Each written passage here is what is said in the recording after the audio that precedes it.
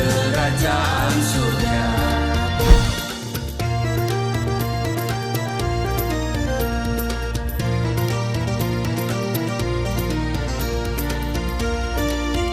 Shalom Bapak Ibu, sahabat Galilea dan seluruh subscriber Galilea Network yang diberkati oleh Tuhan Yesus. Apa kabar hari ini? Tentu baik-baik saja, amin. Nah saudara, kembali kita datang kepada Tuhan. Kita membaca, merenungkan firman Tuhan sebelum kita melakukan seluruh kegiatan aktivitas kita hari ini. Mari kita berdoa. Bapa, di dalam nama Tuhan Yesus, kami datang di hadapan-Mu, kami bersyukur buat kebaikan Tuhan yang tidak pernah berkesudahan dalam hidup kami.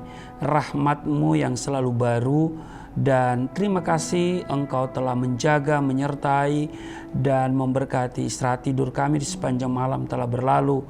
Kalau kami ada hari ini, semata-mata anugerah-Mu, kasih sayang-Mu bagi kami semua saat ini.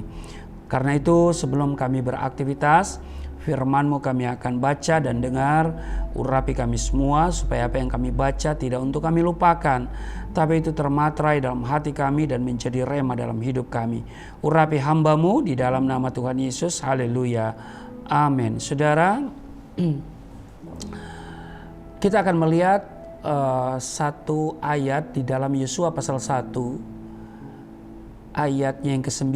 Saudara, Yosua pasal 1 ini berbicara tentang perintah Tuhan kepada Yosua untuk merebut tanah Kanaan. Dan saudara, untuk merebut tanah Kanaan itu bukan sesuatu yang gampang.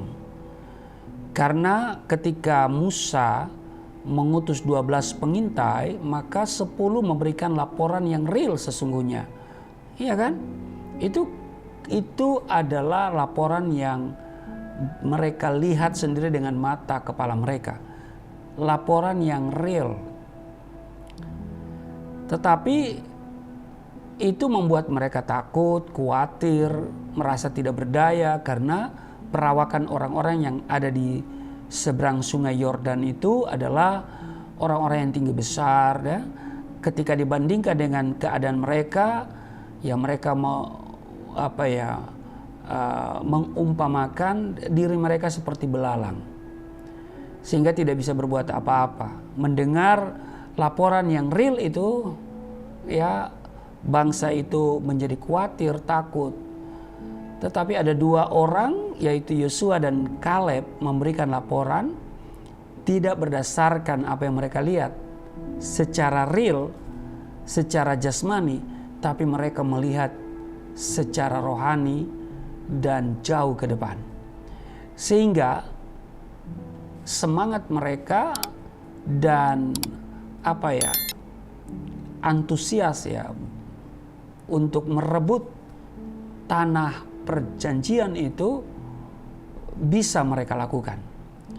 Nah, kita tahu bahwa ketika Musa tidak diizinkan Tuhan untuk masuk tanah perjanjian, maka pilihan jatuh kepada Yosua, ya kan?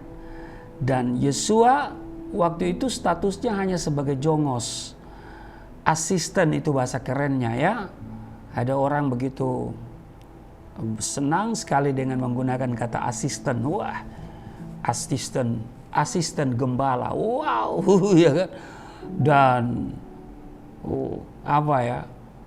dia punya penampilannya juga, waduh, seolah-olah the best, ya, dan merasa ada di atas awan-awan begitu ya. Asisten gembala, pret. Haleluya. Yosua saja sebagai asisten Musa merasa tidak mampu, ya kan? Bayangkan, ini Tuhan yang pilih loh. Tuhan yang pilih Yosua, ya. Dia merasa tidak mampu. Musa aja gagal. Ya, Musa aja gagal loh. Sebagai nabi yang dipilih dari awal, ya kan, diperlengkapi dengan mujizat, gagal juga membawa bangsa yang keras kepala itu masuk tanah perjanjian. Karena itu ketika Yosua berusaha untuk coba membandingkan dirinya dengan Musa, apakah dia merasa takut? Ya kan? Karena itu Tuhan berkata di ayat 9, kalau kita lihat, bukankah telah kuperintahkan kepadamu, kuatkan dan teguhkanlah hatimu. Jangan kecut dan tawar hati, sebab Tuhan Allahmu menyertai engkau kemanapun engkau pergi. Saudara, saat permasalahan, sakit penyakit, krisis keuangan dan sebagainya datang menghantui hidup kita, rasa takut dan khawatir seringkali timbul mencemari pikiran kita sehingga iman kita menjadi lemah. Kita mulai berpikir masalah yang kita alami terlalu berat dan tidak ada harapan lagi.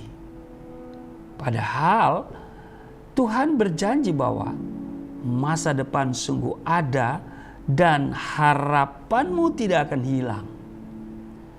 Ya toh?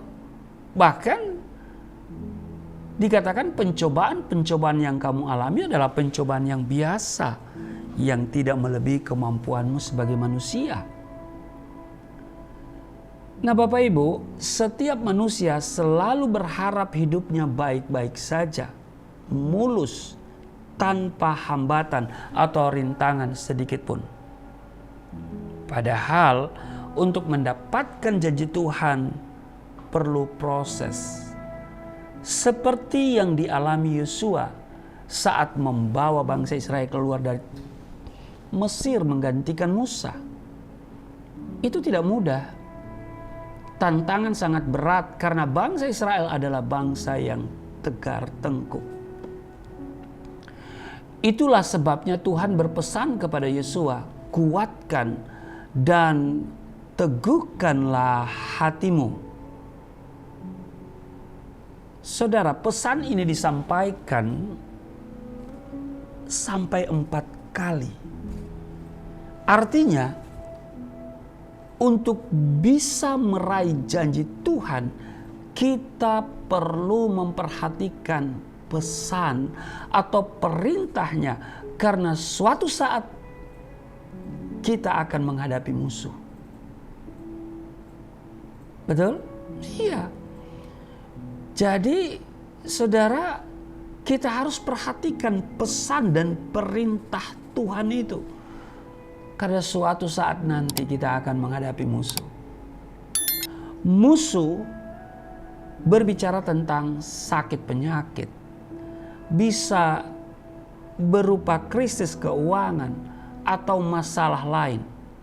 Tapi Tuhan berjanji apa? Aku tidak akan membiarkan engkau dan tidak akan meninggalkan engkau. Tidak akan membiarkan dan meninggalkan engkau. Ia akan selalu menyertai dan menolong saudara dan saya saat kita membutuhkan. Seperti pengakuan Daud, Mazmur 121 ayat 2. Pertolonganku ialah dari Tuhan yang menjadikan langit dan bumi. Nah saudara, mengapa janji Tuhan belum terrealisasi dalam hidup kita? Masalahnya adalah kita mulai lemah dan tidak sabar menanti janjinya digenapi. Padahal Tuhan punya waktu tersendiri untuk menggenapi janjinya. Amin. Ya, saya katakan waktu Tuhan bukanlah waktu kita. Dia tidak pernah terlambat untuk menolong saudara dan saya.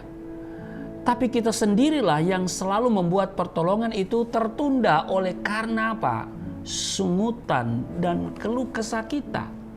Sama halnya bangsa Israel yang tidak pernah berhenti mengeluh, ngomel, ngedumel, bersungut-sungut. Padahal mereka senantiasa mengalami pertolongan Tuhan yang ajaib. Itu belum cukup bagi mereka untuk bisa mengucap syukur. Yang ada malah selalu menyalahkan Tuhan. Jadi kunci utama hidup berkemenangan adalah selalu perkatakan firman Tuhan. renungkan itu siang malam, agar iman kita tetap kuat, dan berhentilah mengeluh, berhentilah bersungut-sungut, berhentilah ngedumel, berhentilah menyalahkan keadaan, apalagi menyalahkan Tuhan. Mari kita tetap bersukacita dan mengucap syukur. Itulah esensi menjadi seorang Kristen itu. Bersukacita dan bersyukur. Amin. Selamat bersukacita dan bersyukur hari ini, dan Tuhan pasti menolong engkau, sebab Dia tidak akan membiarkan dan meninggalkan saudara dan saya hari ini, bahkan selama-lamanya. Amin. Janji Tuhan pasti terrealisasi. Jangan pernah berhenti berharap, teruslah berdoa, dan teruslah melekat hatimu kepada Tuhan. Tuhan Yesus memberkati. Mari kita berdoa. Terima kasih Tuhan, kami diingatkan untuk selalu kuat dan teguh di dalam Engkau. Jangan pernah kecut dan tawar hati, sebab Tuhan, Engkau yang selalu menyertai kemanapun kami pergi dan berada. Firman Tuhan mengingatkan kami bahwa kami tidak sedang bergumul sendiri, bahwa Tuhan selalu beserta dengan kami. Berkati seluruh sahabat Galilea dalam tugas kerja mereka hari ini. Apapun yang mereka kerjakan, Tuhan buat berhasil. Mereka ada promosi dari Tuhan. Mereka naik dan bukan turun, menjadi kepala bukan ekor.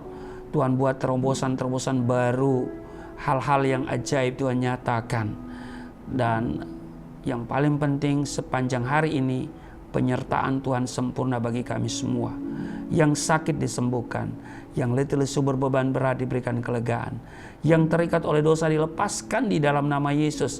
Ada pemulihan, ada kesembuhan, ada berkat, dan kiranya sepanjang hari ini kami hanya menanti pertolongan dari Tuhan. Di dalam nama Tuhan Yesus, haleluya, amin.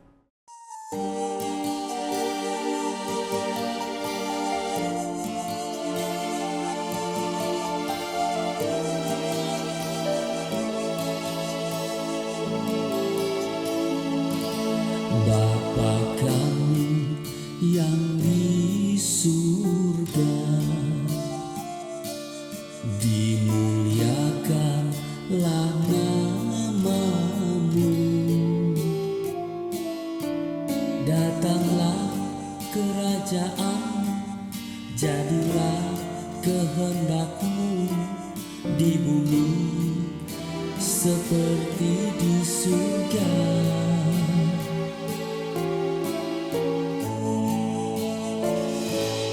Berikanlah kepada